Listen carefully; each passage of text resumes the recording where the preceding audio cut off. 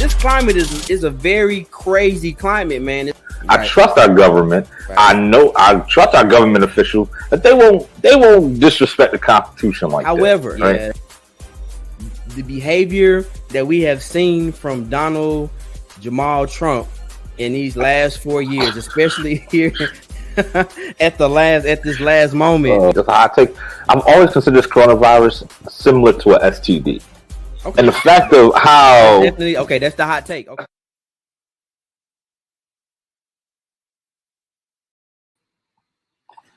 Good day, world. Man, I am trying to get a good light so you all can see my face, but it doesn't even matter. Just listen to my voice. So it's your boy Lewin here for Be the People. I am riding solo. I do not have my ace with me. Neither one of my aces. That's my homeboy Lawrence, and that is my daughter Zaya. So daughter Zaya out there sleeping. My man Lawrence celebrating his birthday. Happy birthday to him again. Having his good celebrations. And that brings me to my point. That's what we should be on right now. Come on in, y'all. Join me. Let's talk. Let's pray. Let's laugh. Let's preach. Or just listen to my voice. If you are on the road and you are listening to this, to the sound of my voice, be safe out there. Be happy out there. So, let's all breathe a sigh for relief for 1 second. Evening, Kendrick. How you doing, sir? How you doing? I am really cannot see my face, but it's okay. I'm not even worried about the side of my face. I'm just more concerned with the sound of my voice. More therapeutic, because that's how I feel right now, y'all. I'm at a space after hearing the news that we can just breathe easy. What's up? What's up, y'all? Keep coming in. Come on. The doors of the church are open. Come on, y'all. Let's make this happen. Let's celebrate. We ain't gonna celebrate too long, but we gonna celebrate right now. We gonna breathe that sigh, that good old sigh of relief. So Derek Chauvin, the disgraced former Minnesota police officer, was found guilty on all 3 counts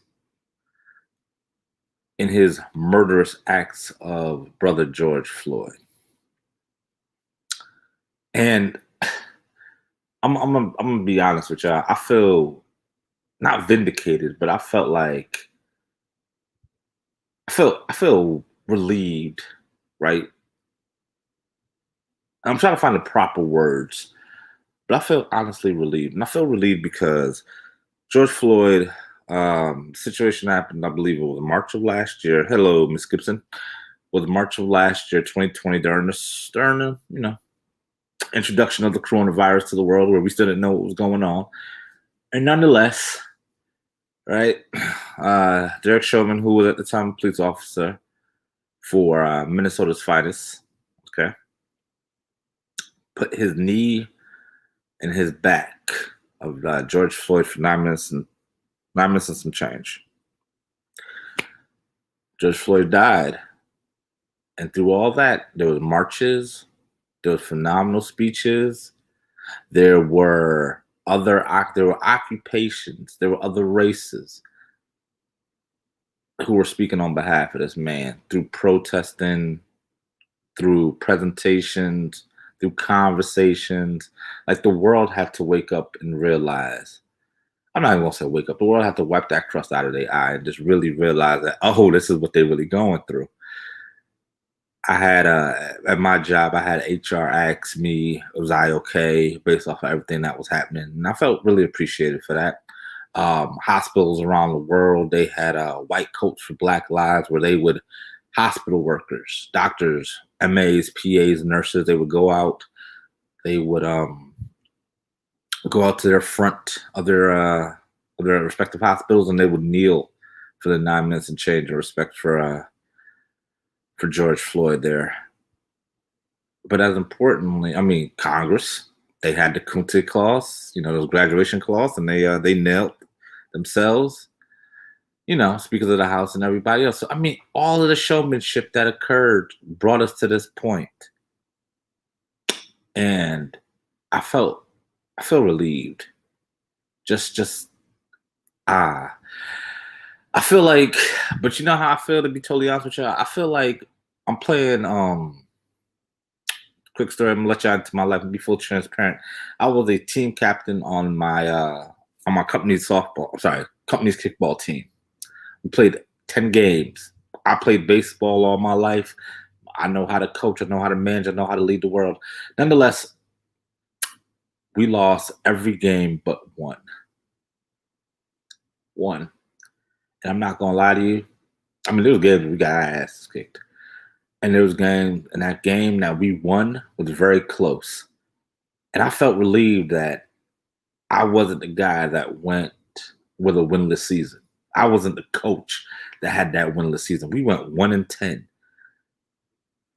And I felt relieved. I felt happy at that one win. And that's the same feeling I felt then, the same feeling I feel now. We, as blacks, we've been riding a winless wave for a long time, and we finally got one. We ain't the Detroit Lions. We ain't the Cleveland Browns, who ended their seasons winless. Nah, we got one. We got one. And just like they say in every sport, have a short-term memory, because the next game's up next week or the week after, because we have another trial coming up. We have another brother in Minnesota, right? Brooklyn County? His name escapes me, so I apologize for that. That trial's going on. And that's the brother with the gun versus the taser. Sounds like the ballot or the bullet. The gun versus the taser. So I want y'all to take a moment and cherish this victory. Just cherish it for a hot second. And as a victory, as y'all read through this, as y'all listen to my voice, I want y'all to think about y'all own victory that you had in your life. Just your own for 1 second. I want y'all to celebrate that one victory. Just celebrate it. Because now, as a black man in America, I feel like a knee is off my back. Because I learned that the lungs is back there, actually. So the knees is off my back for a minute. I can breathe. I don't have that anxiety anymore. Because I'm not gonna lie to y'all. When they were, I was listening to the podcast. I was listening to CNN's, not podcast, but CNN's live coverage, and they were reading off the verdict, which I actually thought was going to take longer. It's like the quickest verdict read I've ever heard, because during Mike Brown, it seemed like it took forever. O.J. Simpson seemed like it took forever. Yeah, exactly. Kind of like how our parents felt about O.J. Simpson. Exactly. I mean, yeah, exactly. Just another one. But for 1 minute, let's just cherish that, and not to that young lady, a 15-year-old. But for that 1 minute, yeah. So as they read the verdict off in Derek Chauvin's trial, I'm not gonna lie to you, I was waiting for them to say not guilty, not guilty, not guilty. He was found guilty of not cutting his lawn on time according to the HOA restrictions. That would have been the only thing he would probably found guilty of, right? But yes, we'll talk about that shortly. As they read it, I was going to say, I was listening for the words "not," and then when they said guilty on the first count, guilty on the second count, guilty on the third count, I was shocked. I'm not as shocked as Derek Chauvin, but I was shocked. And for those who've seen that picture, go around, watch that meme. That will be a meme. That man is a meme now, because that man's face, he looks shocked. Like, I'm sorry, what? I lost. It was the equivalent of on Coming to America when the father said, "My son works." It just felt like that, right? He looked really surprised. Like, I'm sorry, what? Like, me? I'm not going home today. I'm going to prison. You sure me? This Derek Chauvin. So So nonetheless, right, this small victory, as jovial as it may seem for you, I want y'all to take it in. Normally, I'd be the one to kind of bust the bubble and be like, all right, we gotta go do something. But as I mentioned earlier in the previous segment, yo, we've been riding a winless streak, yo. I mean, Sandra Bland. I mean, we could start Sandra Bland. We could go Tamir Rice. We could go Trayvon Martin. And I'm not going front with you. Again, being fully transparent moment, y'all. Open honesty moment here. I remember where I was with Trayvon Martin. Trayvon Martin, Trayvon Martin, young brother in Stanford, Florida, which is, yeah, yeah, yeah. He was shocked then too. He was shocked that this was reality. And it was. I'm not even going ill on the cops. If I talk about Trayvon Martin real quick, I'm not even going ill on the cops and talk about how it is what they've seen and the stuff that they've done, walking in somebody's apartment, pulling somebody over, accusing somebody of doing something they didn't do, walking while black, singing while black, having anxiety, just whatever, shooting, sleeping and getting killed, etc. Right? It is the opportunity that we have, right? That we see that these cops do. It's the arrogance that got me when his face was shocked. It was as if she said, yo, like,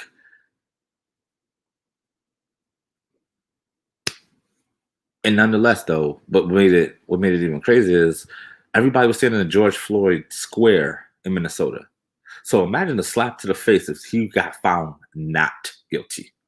That would have been, this whole thing would have been a slap to the face. But not only did I assume that he was going to be found not guilty, it was also the fact that they boarded up the buildings and stores closed down early, and the military was out there, and as a young lady said, I do not remember her name, but I'm going to give her full credit on CNN. She said it's a Pavlorian or basically it's like the Pavlov's experiment, right? We have Pavlov's experiment when, I don't know what meant, but just elaborate.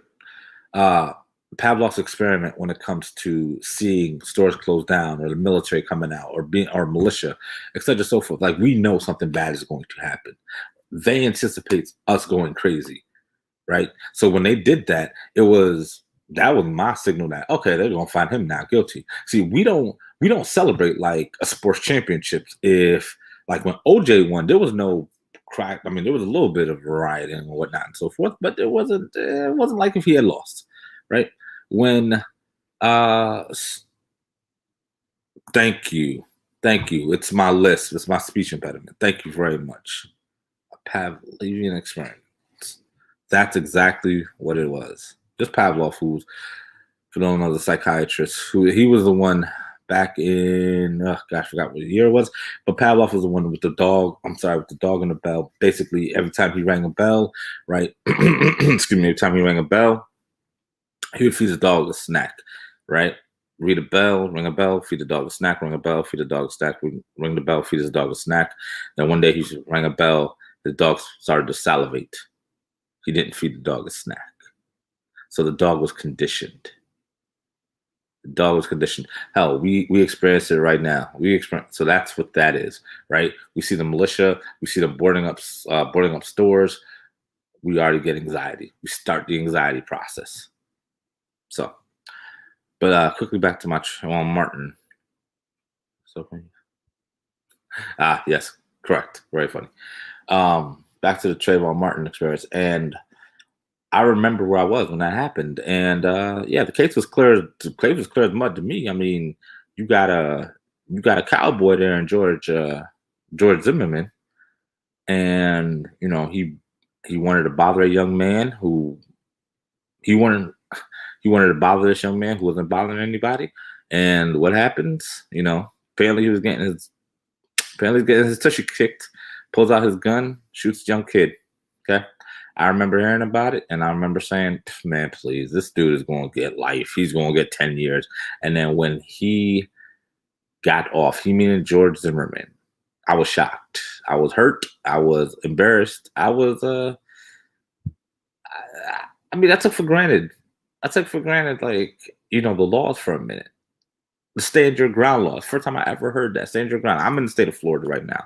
Stand your ground. And not gonna lie, it is all states aren't created equal, but I want y'all all to remember this as well, right? So we'll talk about that towards us. All states are not created equal. So just want y'all to be very prepared for what we're going to talk about in the third segment. But nonetheless, I want y'all to celebrate these small victories. I want y'all to enjoy these victories. I want y'all to understand this one victory, this one. Yeah, I know how it feels with this one. So we've been losing for so long. Or felt like we've been losing for so long, been hurt for so long. Understand, like, the pain brought out the protest. The pain brought out the can you see us, the Black Lives Matter. And I'm not talking the organization, I'm talking about the phrase Black Lives Matter. The pain brought out the marches. The pain brought out the Tamika Mallory. The pain brought out the Don Lemon conversions. The pain brought out, you name it, they said it, right? The pain brought out companies disarming themselves from other things, right? Companies moving away from certain things. The pain brought out a lot of realization in this world. That's what the pain brought. So let's in our entire lives, and I say our entire lives, like no matter how long you've been on this earth, but the heritage before you, your parents, your grandparents, great grandparents, all the way to your origins, has been nothing but pain. Pain brought us here to this country. Cool. Let the victory not keep us here, but let the victory feel how this victory feels for 1 second. And let's take that energy and let's do better than the pain. Let's take that energy and let's not just, I'm not going to be blanketed and say go vote. What I'm going to tell you is go run for an official, go run for an elected position, go run for hell. You don't even let's start small. Run for your HOA association if you have a HOA. Run for your PTA association. Run for things that make changes. Be a part of organizations that you see that have changes in your city. Be a part of them. Right? Take that little bit of free time that you may have. Volunteer. Right? Be the change that you want to see. Let's see how this victory feels. Let's say, yo, I like how this feels. Embrace how this feels. No longer do you have to embrace hurt. You don't have to embrace pain all the time. Embrace the victory. Embrace the win. Think about how you felt when your child was born. Think about how you felt when you got a promotion at work. Think about how you felt when somebody said, thank you for doing a great job. Think about that. And think about how you wanted to do better. Let's take that. This was the better. Right? Just think about it. Think about the first time you bought a house. I'm going to keep going. Think about the first time you bought a house. Think about the first time you got married. Think about the second time you got married. Think about the time that the person that you married told you that they loved you. Think about the first time you told somebody that you love them. Think about the first time your child told you that your child loves you. Think about the first time you paid off your debts. That feeling, that relief. Take that. So now let's move to let's transition into something better, right? What happens next? First I want to give a shout out to my producer, Brittany Jones. It's not related to Mike, for those who got that joke. That was corny, but still. Yo, Brittany Jones, one of the best out here, one of the best. And Chef Shahana, yo, I see you. I got you. We'll order these spices. Word one. Now, what happens next? Great state of Florida. Wonderful state of Florida. Ron DeSantis passed a bill that basically says you get 6 months on a protest, riot, whatever. If you assault a cop, you get 6 months minimum in prison. Keep in mind, assault a cop could mean I got pushed into a cop. They could say it's assault. I walk into a cop. I put my finger on a cop. That could all be assault, right? So let's be smart on how let's be smart on how we maneuver. Time we got to do protests and riots or anything like that, right? Let's be peaceful. I don't mean to sound like a government official, but I'm just telling y'all, understand the rules of your state. Not every single state is made equally. So we got to understand that. So what does that mean also? Not only for these rioters, right? Not only for these protesters, but also we can't look at a state like if something happens, Lord forbid something happens in another state, we can't say, oh, well, this thing happened in this state and this thing happened in this state and it should be equal. That's not the equation. That's not the math equation. Okay. You got to look at the same variables. Is it the same state, same county, all that goodness? Everything is different. There is a game to this, y'all. Like every time I come on here, or so not every time, but some of the times I come on here, I always tell you about, a checkerboard, right? A checkerboard and a chessboard, the same amount of pieces. The difference between checkers and chess, my governor is whack. My governor is whack. Shout out Ronnie DeSantis though, because he followed the same base that Donald Trump does. I'm gonna tell y'all, listen for the name, Ron DeSantis from the state of Florida. Ron DeSantis speaks the same language Donald Trump does, but Ron DeSantis is very intelligent. He speaks it. He has the mannerisms, but he has complete sentences. Very much. He doesn't have that. I'm not calling out states as in like I'm trying to shoot shots. He ain't like a Texas boy. He ain't like nothing from the Midwest. This is a Florida boy here. And them Florida boys know how to talk that talk to the right ears. They know how to talk them talk. They hear that talk to that ears. How do I know this? Because I know how to talk that talk to certain people too. I'm not saying, forget the color of the skin, right? I come across in a way that I was told by a Florida boy, you are one of the good ones. I took that and I just left. Take that as you will. But nonetheless, okay, just listen out for the name, Ron DeSantis. Why? He's thinking about running for president of the United States of America. He is. So think about that name. I want y'all to remember that. Ron DeSantis beat, what is his name? Now I can't even remember the guy that he beat. Jeez, the guy that was found in Miami. Well, it doesn't matter. He beat him. Ron DeSantis is just hear that name. But nonetheless, I was saying all the states aren't created equal, and I say that to say, right, we all got to be mindful. We all got to understand how the game is played, right? And as I mentioned with the checkerboard, checkers and chess. The only difference between checkers and chess is that they're played on the same board, same type board. It's a different game. Checkers, you hop over to kill your opponent. Kill him. Thank you. So that's who Ron DeSantis beat. He beat Andrew Gillum. So, and just like that. You see how I forgot his name? That's just like that. I forget who the person is. Nobody remembers the second place winner. All right? Nobody remembers the second winner in a two-person race. Okay? So, in checkers, you jump over your opponents. You get to the end. You king me.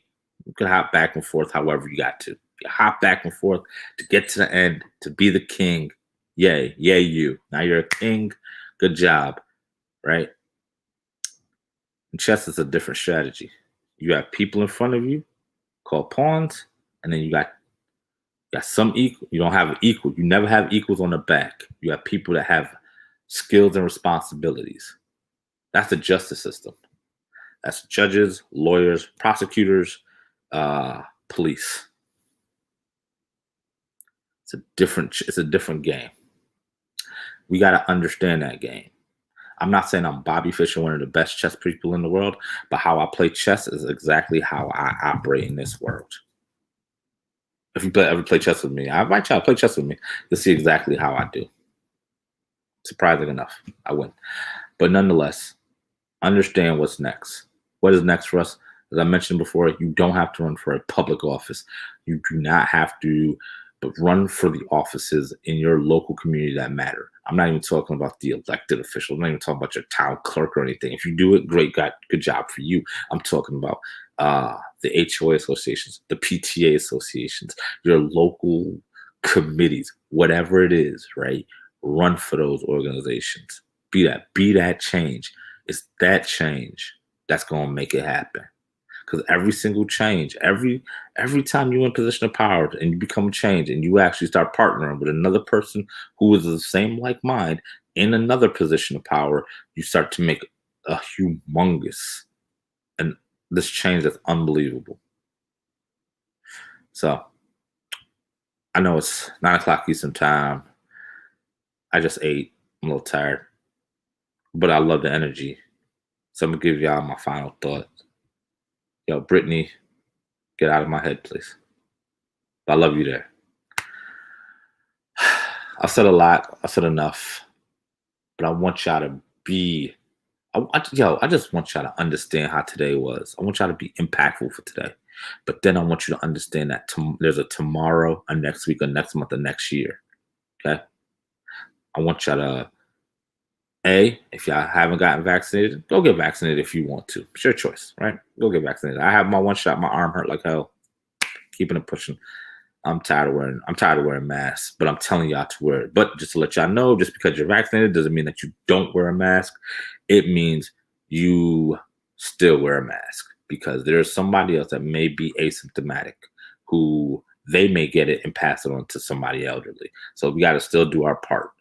The power that we are empowered to do that.